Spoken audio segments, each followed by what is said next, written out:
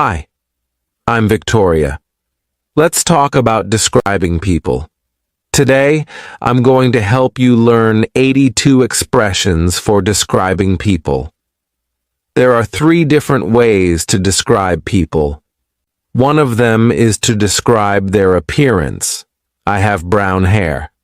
The second way is to describe their personality or character. I'm optimistic. The third way is to describe their actions or hobbies. I'm a teacher. I like cats. Today, we're going to specifically focus on how to describe someone's or maybe your personality and character. Have you ever taken a personality test? These kinds of tests try to tell you something new about your character or maybe put you into a category. You are a comforter. You are enthusiastic. You are a pessimist. Personally, I hate almost every personality test. Why do I need a test to tell me about my personality? I already know my personality. You probably learned a lot about me just from that statement. I don't need a test. I don't need someone else to tell me about my personality. Having said that, sometimes personality tests can be really helpful for expanding your vocabulary so that you can accurately describe people. Maybe you just got a new job and you want to tell your husband about your boss. You want to explain your boss's character, or maybe how your boss looks, or some things that your boss does. Or maybe you're on a first date with someone and you want to tell them the wonderful things about your personality. You need to describe yourself. In this lesson, I'm going to give you the vocabulary to accurately describe other people and also yourself. Today, I want to ask you 6 questions to learn more about your personality. The goal is to choose some of these nouns and adjectives and create a sentence or maybe a couple of sentences describing yourself. If you feel like this is too personal, you can kind of create a list for someone else in your life. At the end of this lesson, I have some extra special material. You're going to see a conversation with 5 native English speakers where we try to describe each other. Hopefully, this will help to also expand your vocabulary, but you'll have to wait until the end of this lesson. All right, let's get started with the first question on this personality test. Personality test question number 1. Are your travel plans generally organized?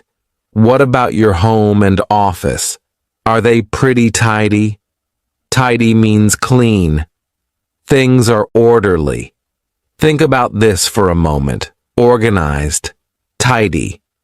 Does this describe you? Think about this for 3 seconds. Choose yes or no. 3, 2, 1. Let's say you decided to say yes. My travel plans are generally organized. My home and office are pretty tidy. Some great adjectives we can use to describe you. I'm organized. I'm put together. I have it together. Here, we're talking about your life. You have your life together. It is organized. I'm organized. I'm put together. I have it together. Or you might say I'm a type. A type is compared to B-type, which we'll talk about in just a moment. A type means that you are quite orderly. There is a place for everything in your life. You might also add a qualifier to some of these expressions. I'm somewhat A-type. I'm kind of A-type. I'm pretty A-type. Here, we're lessening it a little bit. You're not 100% A-type. You're not 100% organized. I'm somewhat organized. Okay, That's fine. Most of us are kind of in the middle of a lot of these categories, so it's good to use these qualifiers.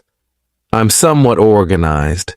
You might also say, if you said yes to this, that your travel plans are generally organized.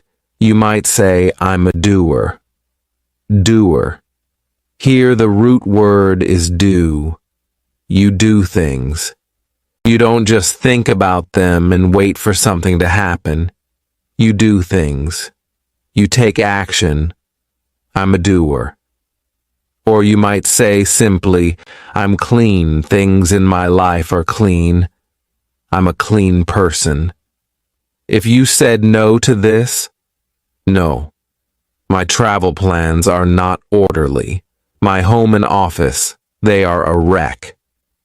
Well, what are some adjectives we can use to describe you? You might be spontaneous or creative. What if you are not A type? You are B type. B type means that you don't always have things orderly. Maybe you tend to be slower at doing things. You think about things a lot.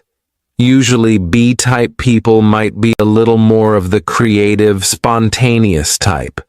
That's why you're in this list. Then we have some negative words that we can use to describe these people as well. You might be scatterbrained. Here, we can imagine in your head things are not orderly. They are scattered. Scattered means unorganized. If you say to someone you are scatterbrained, it is not nice. You could say it about yourself. That's fine. I'm scatterbrained. But you don't want to say that about someone else. During today's lesson for these words that are definitely rude to say to someone else, I put a little star beside it so that you know I should probably be careful saying this to other people because these are always negative. The final thing you might say if you said no to this question is, I'm not clean. I'm messy. My life is messy. My house is messy. Just things are not organized. I'm messy. Did you write down some words that relate to your personality? All right. Let's go on to the personality test question number 2. Question number 2. Is it easy to stay relaxed even when you have pressure? Do small events not change how you feel about the rest of the day? Maybe a small negative thing happens and who cares? It doesn't bother you. You can just easily forget about it. Think about these questions. Is it true for you? Yes, I can easily stay relaxed even when there's pressure. Yes, I can easily forget about little annoyances during the day. Or no, it's hard for me to feel relaxed even when there's pressure. Think about this for you. And let's talk about some words in 3, 2, and 1. What if you said yes to this? It's easy for me to feel relaxed even when there's pressure. Yeah. If there's small, annoying things that happen during the day, it doesn't bother me. What are some words we can use to describe you? You could say I'm easygoing. Nothing phases me. I'm optimistic. I'm even-keeled. We talked about this word in a previous lesson where Daniel and I talked about our relationship, our marriage together. He said that I'm even-keeled. This is a great word. You might say I'm confident. I'm calm. I'm rational. These are all things that you might use to describe you if you said, yeah, I can easily stay relaxed even when there's pressure. What about if you said no to this question? What if you said no, I don't easily feel relaxed. I'm often not relaxed. I'm often stressed. What are some words we can use to describe you? We might say, I'm sensitive. This means that things affect you easily. It's not always a negative thing. Of course, it depends on the situation. If you're applying for a high-stress job, you don't want to say I'm sensitive. It probably means you're not a good fit for the position, but this could be just to describe you personally. I'm sensitive. Or maybe you might say I'm emotional. Your emotions play a big part in your life. Another way to say emotional is moody. Moody is always a negative thing. This means you're in a good mood. You're in a bad mood, and you're swinging between those moods, and there's no rhyme or reason. That means there's no predictability. One day or one moment you feel like this, and the next day or the next moment you feel like this. You're moody. This is stronger than emotional. This is much more negative than emotional, so don't tell someone you're moody. Especially if they are moody, it won't go well. Do you know what the opposite of optimistic is? You might be pessimistic. Pessimistic means that the glass is half empty. The glass is not half full. The glass is half empty. This is an expression that means you always see maybe the negative side or what if this happens. You're always asking what if in kind of that negative way. Of course, it's good to balance being optimistic and pessimistic, but these are the two extremes. The next 5 words mean something very similar, and they're all negative. I don't recommend telling someone else that they are these things. Of course, you can say them about yourself if you would like. You might say, I'm uptight. Tight. We can kind of imagine something inside of you is maybe twisted or tight, and inside of you, you don't feel relaxed. You're uptight. Or maybe you're anxious. You can say I'm anxious, and that describes your personality, but you might just be anxious about one thing. I'm anxious about my exam tomorrow. Okay. Maybe in general, you're not an anxious person, but you're anxious about that specific activity. That's fine. That's not really describing your personality. Every day I'm often anxious. No, it's just one specific thing, or you might be high-strung. High-strung has that same feeling of uptight, anxious, and high-strung. Or you might be a worrier. A worrier. She is a worrier. That means that she worries a lot. This defines her personality. She's a worrier. Or we might say neurotic. He's neurotic. She's neurotic. I'm neurotic. This is quite strong. You are uptight, and a lot of things bother you. Let's go on to personality test question number 3. There are actually 3 questions in one here. They are: is it difficult to introduce yourself to new people? Do you feel tired after you spend time with a group of people? Is a good book or a good movie more interesting than a social event? Think about those questions for a moment. Is it difficult to introduce yourself to new people? How do you feel when you get together with a group of people? Do you feel tired? Think about that for a moment. If the answer is yes or no. 3, 2, 1.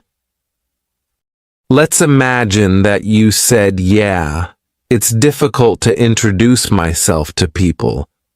I think that when I get together with a group of people, I feel so tired.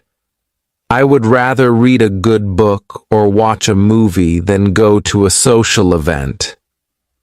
If you said yes to this, let's talk about some adjectives that can describe you. You could say I'm reserved, I'm shy, I'm timid, I'm introverted, or just simply I prefer small groups. I know some people are like this. They don't like big groups. They would rather get together with just one other person, or maybe 2 or 3 other people, not a group of 20 people. I prefer small groups.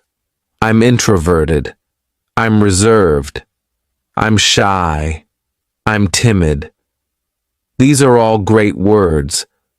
What about if you said no? I feel energetic when I get together with a group of people. I would rather go to a social outing. It's no problem to introduce myself to new people. What are some words we can use to describe you? You could say I'm outgoing. I'm the life of the party.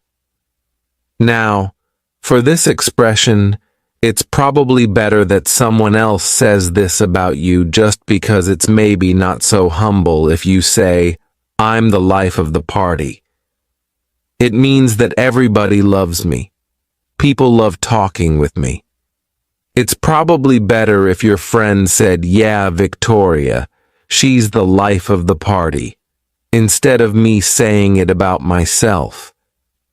But this might be an expression you can use to talk about someone like this. Or you might be the opposite of introverted, extroverted. You are at ease in social situations. You take initiative.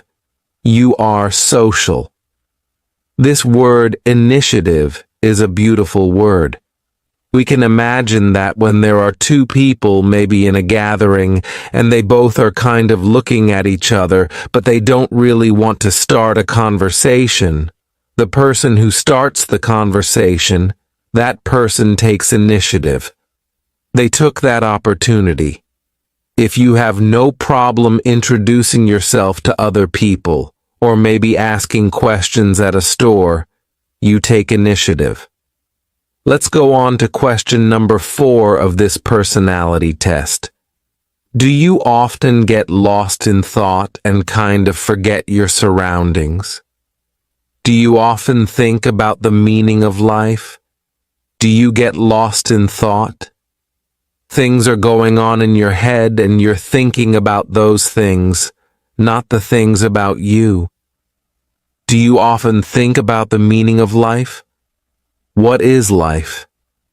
Think about this question. Is it true for you? Is it not true for you?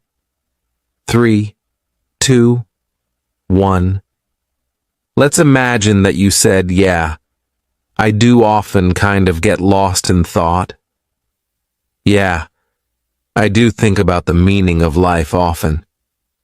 What are some words we use to describe you? You might say, I'm deep. Now, this is an expression kind of like I'm the life of the party, that it's not so humble. If someone is deep, this is a compliment. It means that they have a lot of wisdom. It's probably better for you to say it about someone else. I really like talking to my cousin. He's so deep. He has such interesting thoughts. Instead of saying it about yourself, you may also say, I care about finding truth. This is another way, deep. I care about finding truth. Or you might be the kind of person who is critical. I'm critical of things. If someone tells me something, I often question it. Is it true? Is that real? On the negative side, you might say cynical. Cynical is always a negative word, and that just means that, yes, that person asks questions, but they always doubt. They're not just asking questions, but they're always doubting. Is that true? There's no way that that's true. They're cynical. They're always doubting. If you often get lost in thought, you might say, I'm a dreamer. I often like to daydream. I'm lost in my own world. I live in my head. They're not things that you want to say in a job interview, but they're not necessarily bad, so you can say them to your friends or say them about yourself. If you want to say this in a negative way, you could say I'm a million miles away or she's a million miles away. She's not paying attention. She is a million miles away. That's pretty negative. Then, if you want to be really negative, you could say I'm an airhead. We can imagine your head is filled with nothing but air. I'm often lost in thought, and I forget the things around me. I am an airhead. This is a similar category as someone who often thinks about things, but it's quite different from being deep. If you're deep, your head is filled with a lot of thoughts. But then, on the negative side, you might say airhead for having no thoughts. You're often lost in your own world. You're often in your head, but you're not thinking about anything. Just an airhead. What if you said, no, I'm not often lost in thought. I don't really think about the meaning of life that often. Life is life. No. Why would I care what the meaning of life is? What would you say on the other side? You could say I'm alert. You don't often get lost in your thoughts because you're looking around.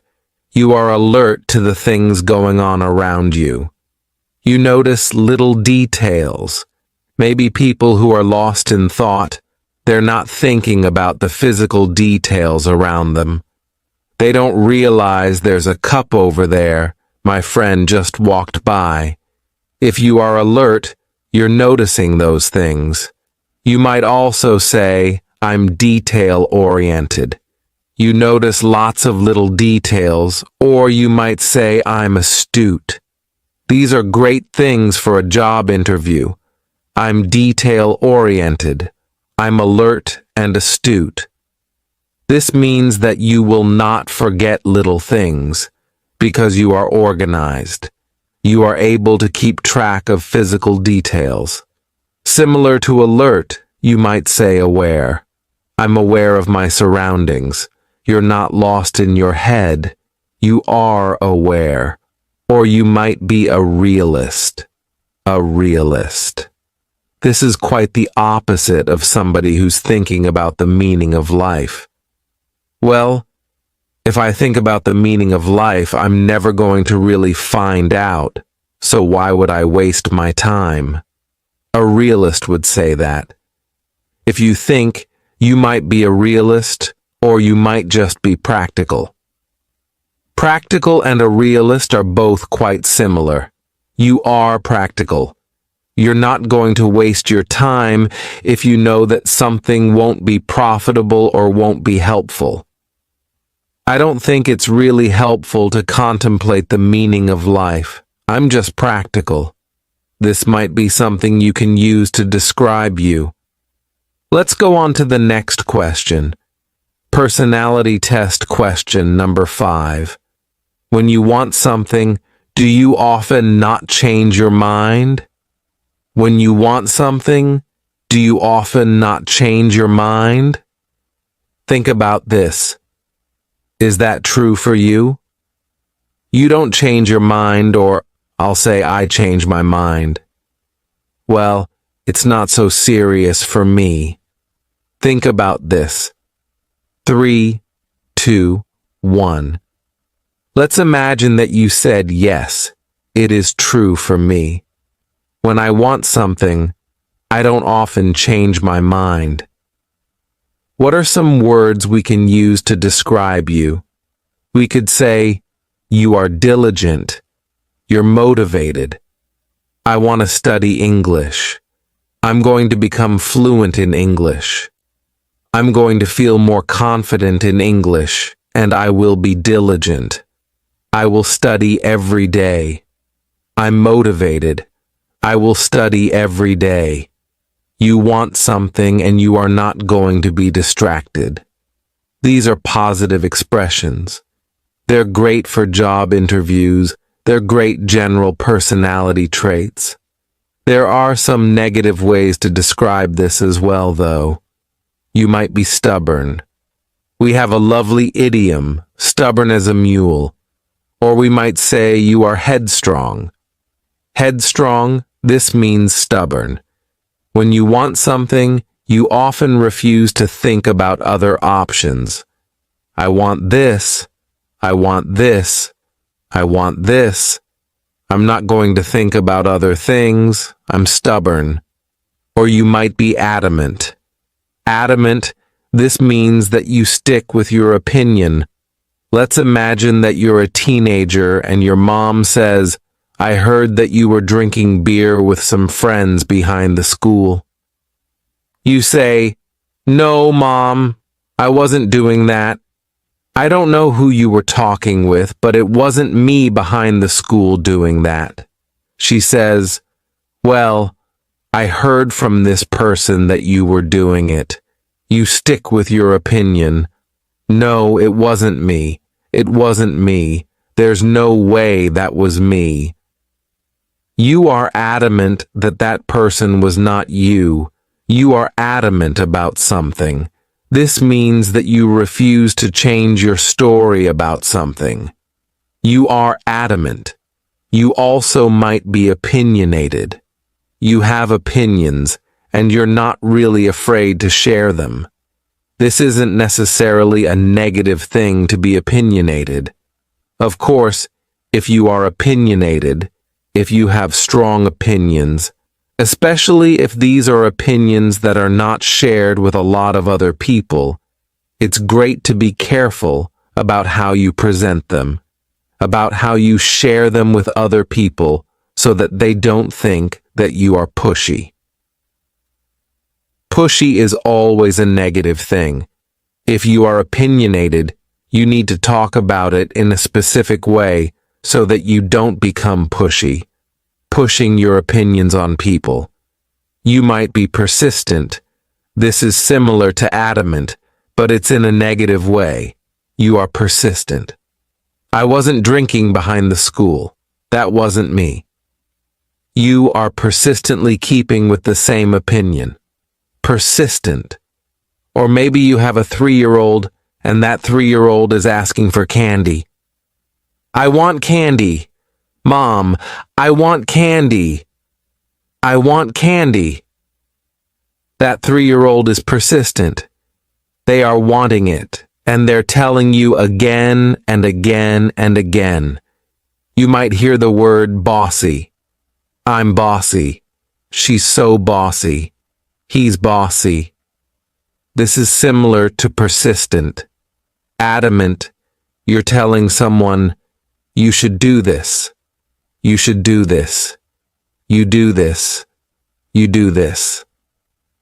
Like a boss, but usually if you're a good boss, you don't act like that. You're much kinder. But we use the term bossy for people who have an opinion and they're not really going to change it in this negative way. What if you said the opposite thing to this question? What if you said, actually, sometimes I do change my mind.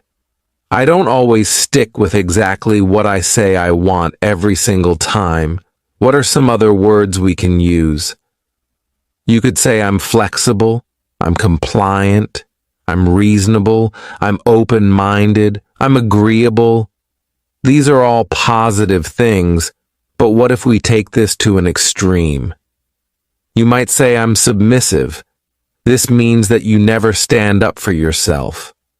To stand up for yourself means that you have something you want and you never tell other people. You are submissive, maybe too submissive. Or we can use a great expression, I often get walked on. Get walked on. If you have an opinion and you always change it depending on what other people want, we can imagine that you are like a doormat. This is the thing that you walk on to enter a house. This is you. People are always walking on you. I often get walked on. Your desires, your needs often get forgotten because you don't stand up for yourself. I often get walked on. You could say that about someone else. Yeah, He often gets walked on because he doesn't feel comfortable standing up for what he wants. He doesn't feel comfortable pushing what he wants, so he just gets walked on. Let's go to the next question. Question number 6. This is our final personality test question. When people come over to your house, when guests come to your house, do they feel comfortable? Do you go above and beyond what is necessary to take care of them? This is a great expression. Go above and beyond. Maybe it's necessary to give them a glass of water. When a guest comes to your house, you say, "Sit on the couch. Here's a glass of water." But maybe you go above and beyond. You do more than that so that your guests feel comfortable. Is that true for you? Do your guests feel comfortable? Do you do more than is necessary? Think about that for a moment. Is it true or not true for you? 3, 2, 1. Let's say that this is true for you, that you make your guests feel comfortable and you do more than is necessary. Let's talk about a lot of adjectives that we could use to describe you. You are hospitable, nice, and friendly. But here is a big warning. If you come from France, Italy, Spain, Brazil, Portugal, these romantic language countries do not, warning, warning, warning. Do not say sympathetic. You do not say he is sympathetic. She is sympathetic. This does not mean nice in English. This is a false friend, and I hear a lot of people say this. Instead, in English, we do have the word sympathetic. This means that maybe your brother lost his job, and when you go over to his house, you bring him some flowers, and you bring him a meal, and you sit down and talk with him. You talk about that difficult, hard time in his life because you are sympathetic to his difficulty. We usually have a difficult situation happening, and you didn't personally experience that difficult thing, but you feel his difficulty. You feel his pain. You are sympathetic. Here, we're using it in a completely different sense than friendly. Friendly just means you're nice.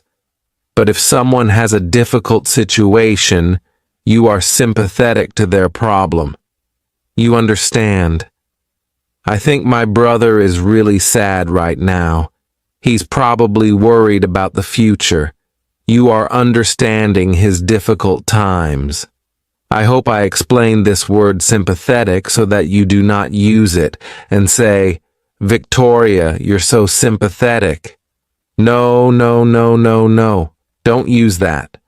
What are some other words we can use? You could say, "I'm compassionate. I'm considerate. I'm generous."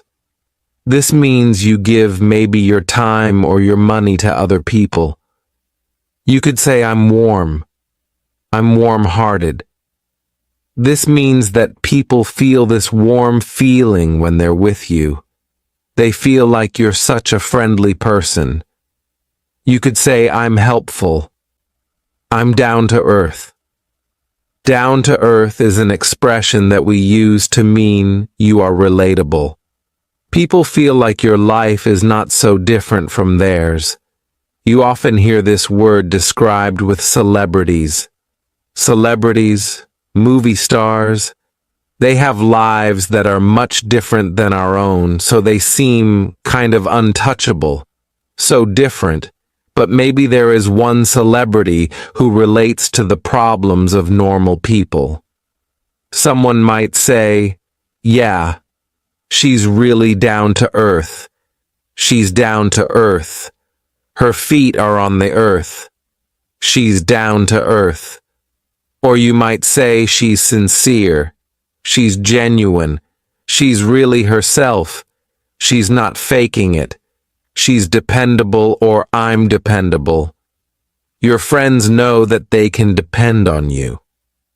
What if you said no to this? I imagine that you probably didn't say no to this about yourself, but you probably know somebody like this. Let's talk about the opposite. Someone who is maybe not so generous, not so considerate, or so friendly. Let's talk about the opposite. Maybe you know someone who is unpleasant. This is a little bit of a nicer way to say they're so annoying. They're such a terrible person. You could just say, yeah, he's kind of unpleasant. I don't really like working with him. Unpleasant. Or someone might be selfish. They're not generous. They don't like to go above and beyond. They're kind of selfish.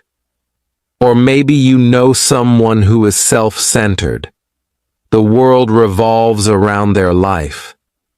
They are self-centered. Their self is the center of the universe.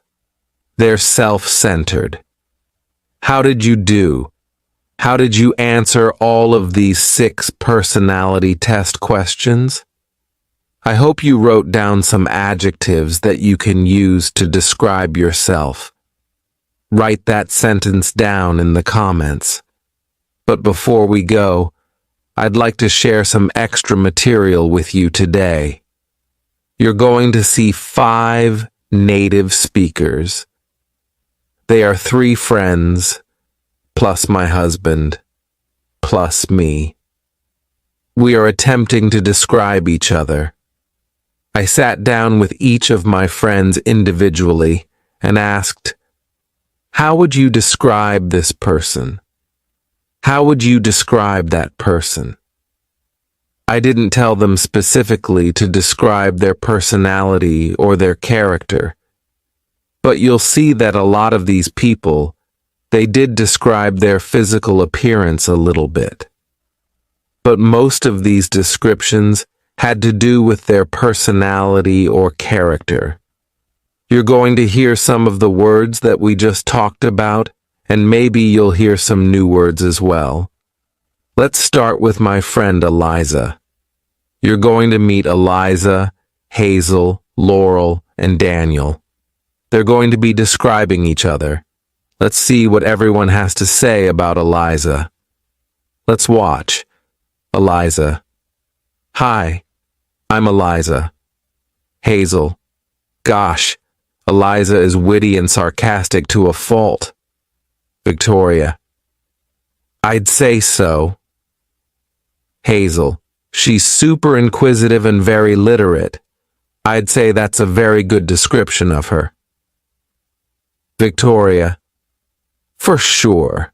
That's something that I first recognized about Eliza is she's really inquisitive.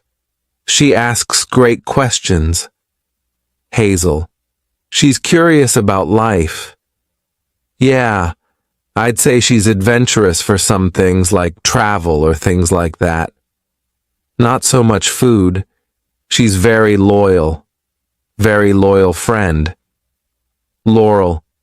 Eliza is very sarcastic and smart, quick-witted. She's funny and she has nice, pretty long brown hair. Victoria. That's true. Daniel. I would describe Eliza as very curious. Out of many people I know, not many people will ask you questions a lot. When Eliza asks you a question, she'll ask more and more questions, which I'm not hating on. I think it's great. She's also very assertive. Whenever she has an opinion, she usually makes it very clear. It's not hidden in any way. She's also very friendly though, so the assertiveness doesn't get in the way of her friendliness. Her friendliness shines through. Victoria. You just heard some amazing adjectives to describe the wonderful person of Eliza. Let's go on to the second person. You're going to meet Hazel, and let's see how everyone describes Hazel. Hazel. Hi, I'm Hazel. Eliza. Hazel is a short little person and she has brown hair and amazing freckles and she's very creative. She's an introvert. She's a good painter. She's very smart. She's well-traveled. Victoria. Those are all true things. Laurel. Hazel is short like me and she's kind of got she's dry-humored, so very subtle, also very smart and well-traveled. She's lived in lots of different places. Daniel. Hazel. Hazel is very reserved. Yet when you get to know her, she's very fun-loving. She's also very curious. She's kind of geeky. She likes Harry Potter and Star Wars and stuff like that. Yeah, she's very fun, and if you get together with her at a party, you're going to have a good time. Victoria. I hope you enjoyed those adjectives to describe Hazel. Let's go on to Laurel. How does everyone describe Laurel? Laurel. Hi, I'm Laurel. Eliza.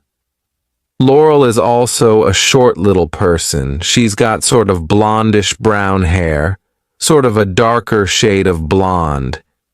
She has glasses.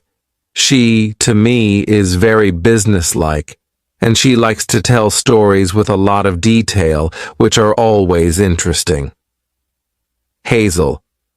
Laurel is short, with short hair, glasses, and I think she's a geek. Victoria. Could you explain what you mean by geek? Is that her interests? Hazel. Yes. A little bit about her interests. She's, like Eliza, curious about different knowledge and stuff. She loves Star Wars, Harry Potter. Victoria. Exactly. That kind of stuff. Hazel. Harry Potter. Movies. She's definitely a movie buff. She can remember almost everything. All these weird random details. Victoria. Her mind is like a steel trap. Hazel. Yes. Victoria. She knows everything. Hazel. Yeah. I think she's also a very loyal friend and very caring. Victoria. Yeah. I've been friends with her for 10 years and I feel like she is that kind of person. Hazel. She makes an effort. Victoria. Yeah. Hazel. She makes an effort in her relationships, I think. Victoria. Yeah. That's a great quality. Hazel. Yeah. Very much. Daniel. Laurel. Laurel is very loyal, I would say. When she's your friend for life. She'll remember you, and she's very detail-oriented. She'll remember all the details of your relationship. I don't mean this in a bad way. I just mean there's always somebody in your life who gives all those details about your life. She also knows a lot about, from my perspective, a lot about pop culture. She's always filling me in on the details, and maybe I understand something that she also understands, and we can have a funny conversation about that. Usually, Victoria doesn't understand. Victoria. Yeah. I don't know much about pop culture, so Laurel is my window into this world. She allows me to learn that stuff. Victoria. I hope you learned some great words with those explanations.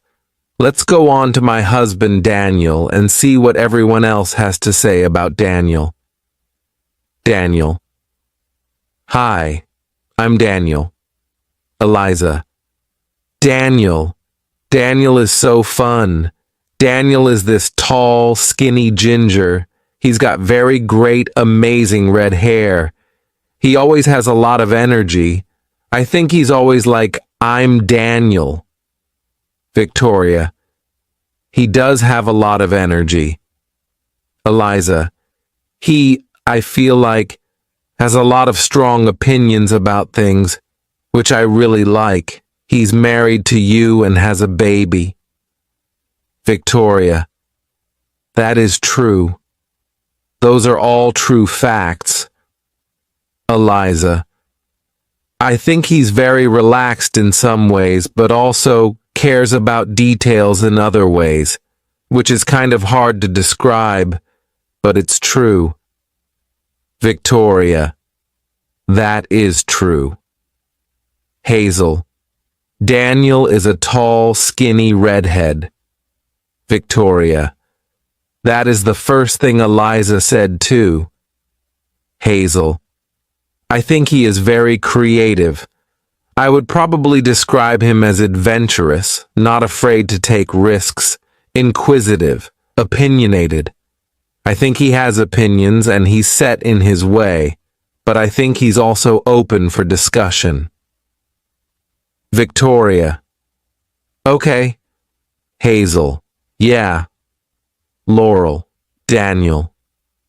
Oh, Daniel. Victoria: Other people said that too. Daniel: Oh, Daniel. Laurel: Daniel is thin and he has red hair, very red hair. He can be kind of loud and enthusiastic. That's a good word for Daniel. Victoria: Enthusiastic. Laurel: He's very intelligent too and adventurous. He's into lots of different things and learning. He likes to learn. Victoria: Those were some great adjectives to describe Daniel. Oops, I forgot to say that my friends are also going to describe me. Here we go. Eliza: You're just so delightful. That was my first word for you. Not just because you're in the room, but because you are just delightful. Victoria: That's so nice. Eliza: You have an effervescent personality. I feel like you're very uplifting for other people.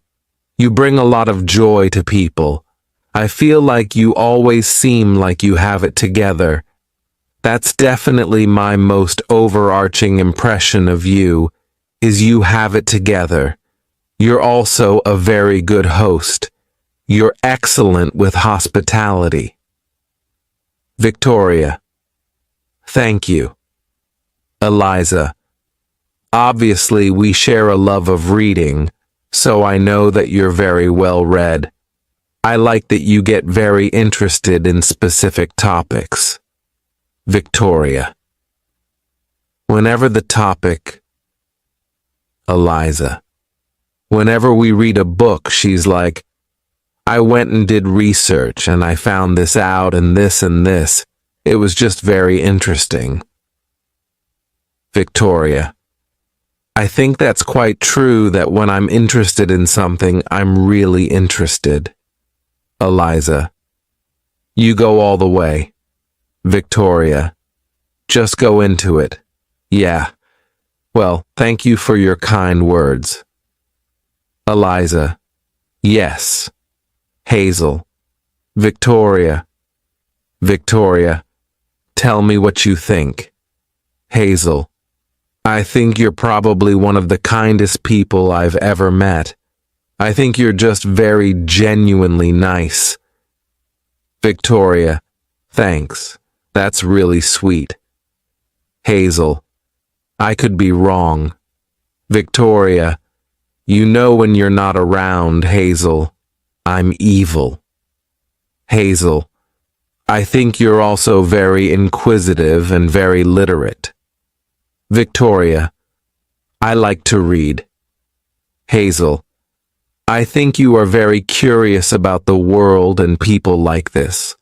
I think where you and Daniel fit well together, he seems super creative, comes up with ideas, but you're very good at implementing ideas. I think you're good at keeping people on task. Victoria: Okay. Hazel: Focusing on the point. Victoria: Yes. Hazel: I think you need that. You run your own business, so I think that is a good quality. Victoria. Yeah, got to be able to focus. Hazel. Yes, exactly. Victoria. That's great. Hazel. I think you are very good at having fun, but also getting the work done. Victoria. Being serious when I need to be serious. Hazel. Exactly. Laurel. Victoria is kind and warm and likes to learn as well, well-traveled also, and you have pretty brown hair too. Victoria. Thank you. Daniel. Victoria. Victoria. No pressure. I'm your wife. I'm sitting right here. Daniel. Number 1 adjective is wonderful. Victoria. Thank you. Daniel. Victoria is probably the nicest person on earth. By nicest, I mean almost just like sincere. She's always very sincere, very caring, very curious, always sincerely interested in most people's topics. Like I'll hear even a boring person say something and she'll be like, oh, well, very interesting. I don't think she's making it up either. I think she's seriously very interested. Victoria. Yeah, life is interesting. Everyone has something interesting if you listen close enough. Daniel. Yes. She's also very fun-loving. You can do a lot with her. Obviously, I like Victoria a lot because I decided to marry her. Victoria. I'm glad you like me a lot. Daniel. We get along very well, and I like, about 99% of Victoria. Victoria. Thank you. I won't ask about the 1% yet. I hope you've enjoyed today's long, intense English vocabulary lesson. Now, I have a challenge for you. In the comments below this video, I want you to try to write a sentence or 2 or 3 describing yourself, or maybe describing someone else in your life. Try to fill it with these wonderful adjectives. Some of these are nouns as well, to describe yourself. It's a great way to remember them. Try to ingrain them in your memory. Thanks so much for learning English with me, and I'll see you again for a new lesson here on my YouTube channel. Bye. Don't forget to subscribe to my YouTube channel for more lessons. Thanks so much. Bye.